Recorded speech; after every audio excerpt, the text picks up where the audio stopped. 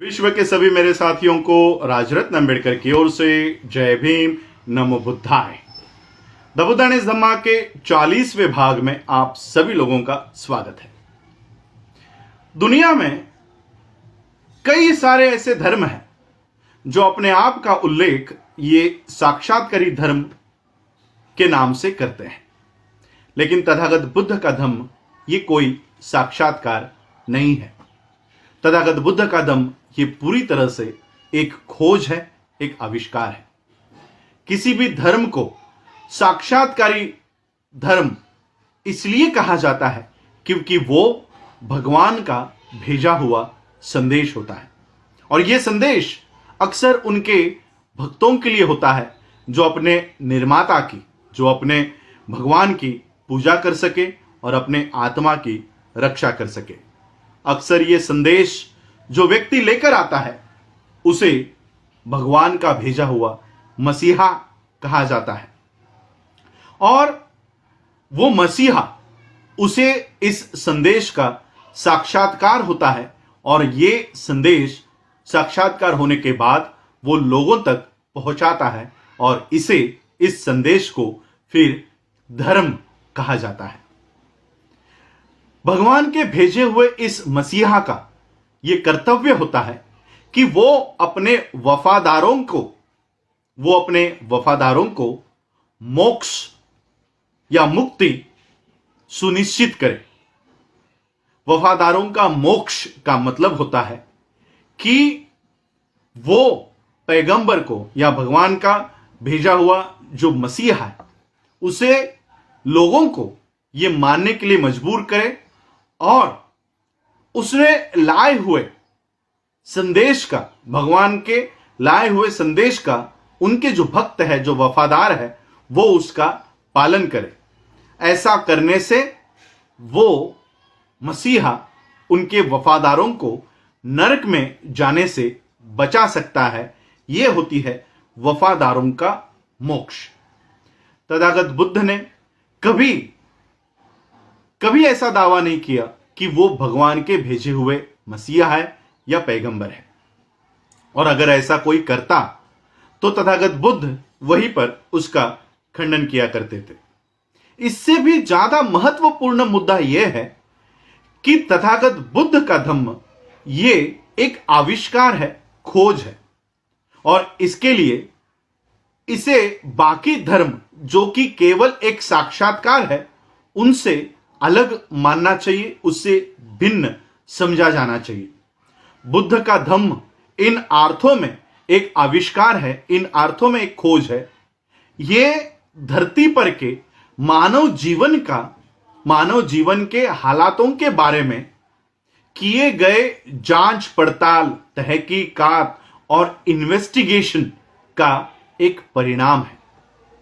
मानव स्वभाव जिसके साथ वो पैदा होता है, उस मानव स्वभाव का, उसके कार्यशैली का जानना, समझना, यही बुद्ध का धम्म है।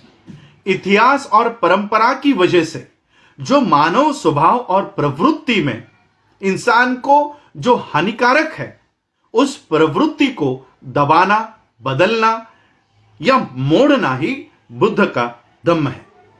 सभी मसीहाओं ने मोक्ष का आश्वासन दिया है, लेकिन बुद्ध एकमात्र ऐसे गुरु है जिन्होंने कभी ऐसा कोई आश्वासन नहीं दिया। उन्होंने पूरी तरह से मोक्षदाता और मार्गदाता इसमें एक विभाजक रेखा खींची।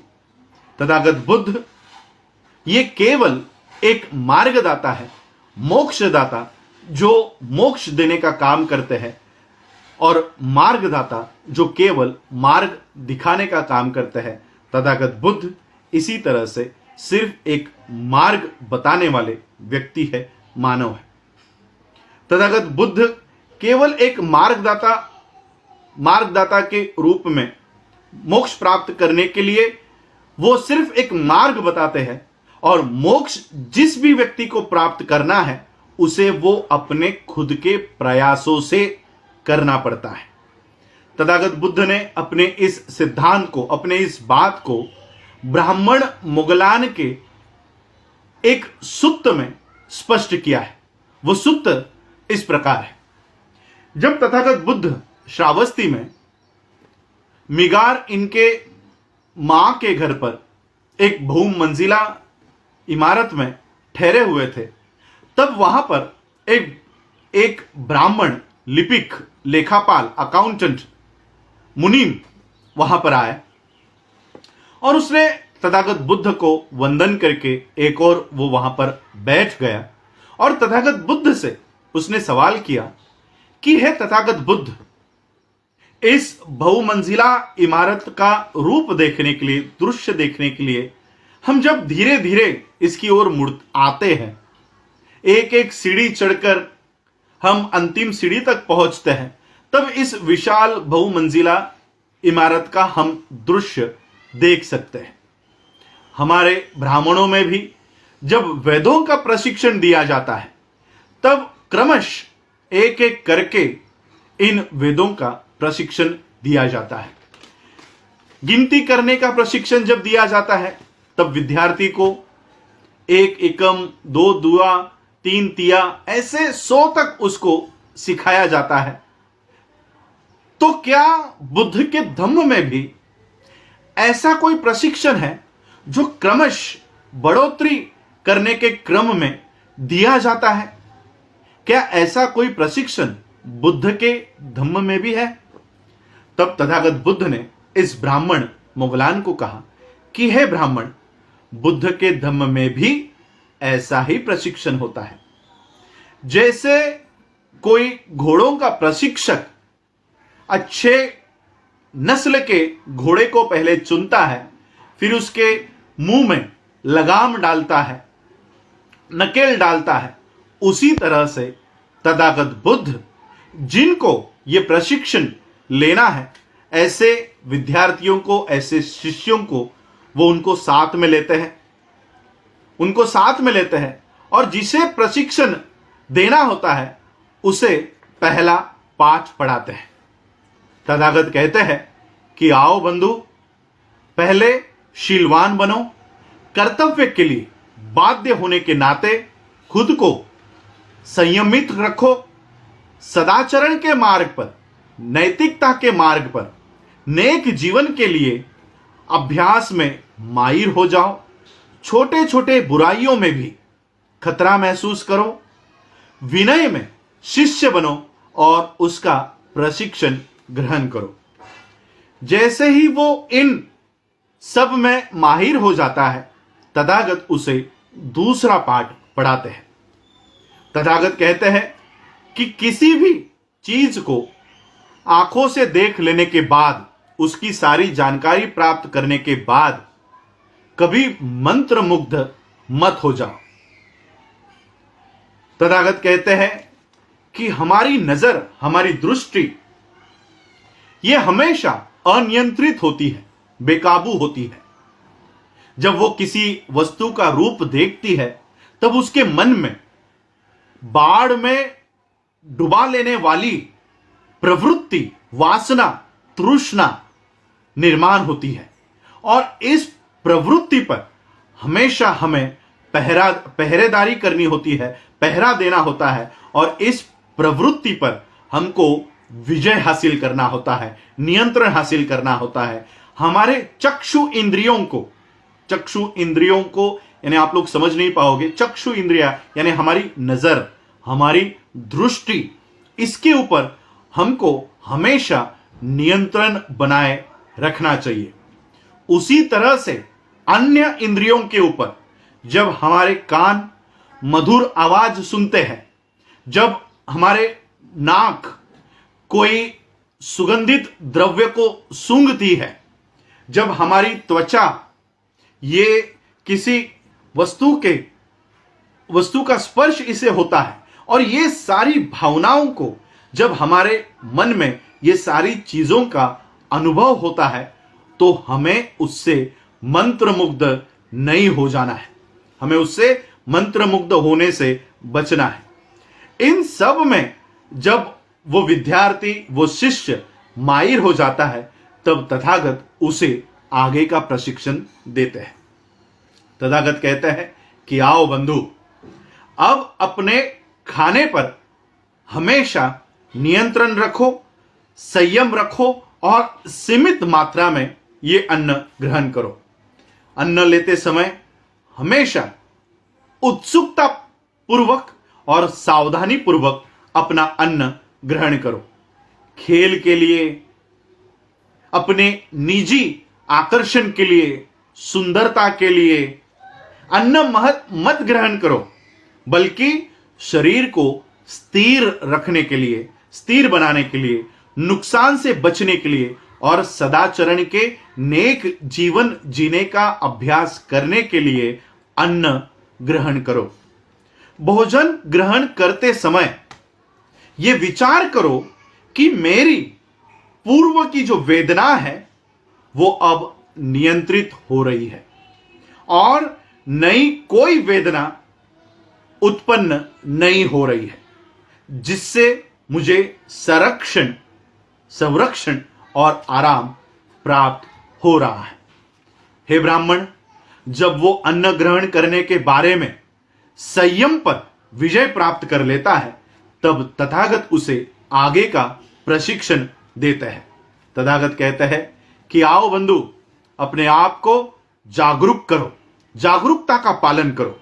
दिन में जब तुम बैठे हो, चल रहे हो, तो विचार करो, जो विचार तुम्हारे मन में तुम्हें रोकते हैं, अच्छा काम, सदाचरण मार्ग पर चलने के लिए जो विचार तुमको रोकते हैं, ऐसे विचारों को अपने मन से निकाल दो। अपने मन को शुद्ध करो, अपने चित्त को शुद्ध करो। रात के पहले पहर में भी इसी तरह से अपने मन को नियंत्रित करो। रात के दूसरे पहर में विचारों को उद्योगों के ऊपर केंद्रित करो। रात के तीसरे पहर में अपने चित्त को शुद्ध करो।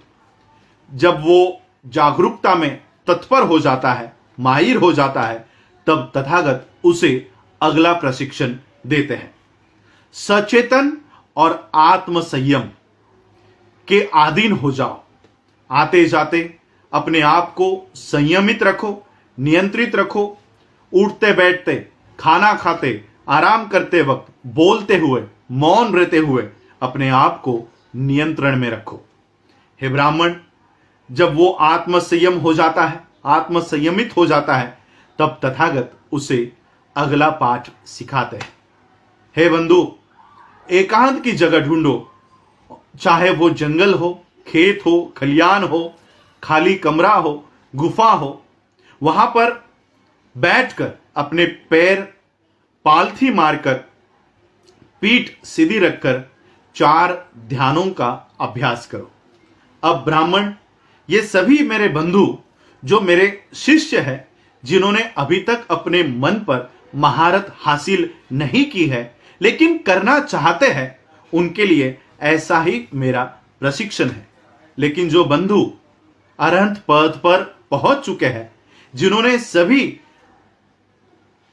सभी आसवों का नाश कर दिया है, जिन्होंने अपना पूरा जीवन जी लिया है, कर्तव्य पूरा कर लिया है, मन को सारे भार से मुक्त कर लिया है, सारा भार मन से उतार चुके हैं, खुद को मुक्ति के लिए, मोक्ष प्राप्त कर चुके हैं, जिन्होंने सभी बंधनों का मूलच्छेद कर दिया है, आंतरिक दृष्टि प्राप्त कर चुके हैं, ऐसे लोगों के लिए मेरी ये सारी बातें, मेरा ये सारा प्रशिक्षण ये सहायक होता है।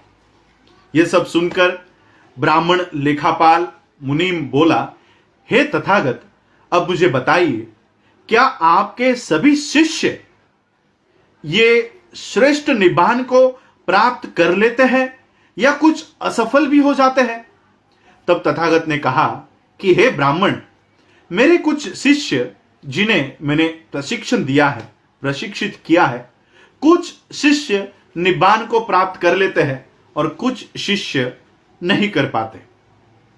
तब वो ब्राह्मण तथागत से बोला कि हे तथागत, इसका क्या कारण हो सकता है कि जहां पर निब्बान है, निब्बान का मार्ग है, जहां पर तथागत जैसे प्रशिक्षक है तो कुछ विद्यार्थी, कुछ शिष्य निब्बान प्राप्त कर लेते हैं और कुछ शिष्य निब्बान नहीं कर पाते। ऐसा क्यों होता है? तब तथागत बुद्ध ने कहा कि हे ब्राह्मण, मैं तुम्हारे सवाल का जवाब देता हूं, लेकिन मेरे एक सवाल का जवाब दो। क्या तुम राजगृह के सारे रास्तों को जानते हो? तब उस ब्राह्मण ने जवाब दिया कि हे तथागत, मैं राजगृह के सारे रास्तों को जानता हूं, मैं इसमें माहिर हूं। ठीक है, अगर तुम इस सारे रास्तों को जानते हो और अगर निर्देश देने के बावजूद, सलाह देने के बाद भी अगर कोई व्यक्ति पूर्व दिशा में जाने की बजाय पश्चिम दिशा में चला जाता है और दूसरा व्यक्ति निर्देश देने के बाद, सलाह देने के बाद ठीक तरह से वो राजगृह पहुंच जाता है, तो इसमें दोष किसका है? तो वो ब्राह्मण कहता है कि उसमें तो मैं कुछ कर नहीं सकता।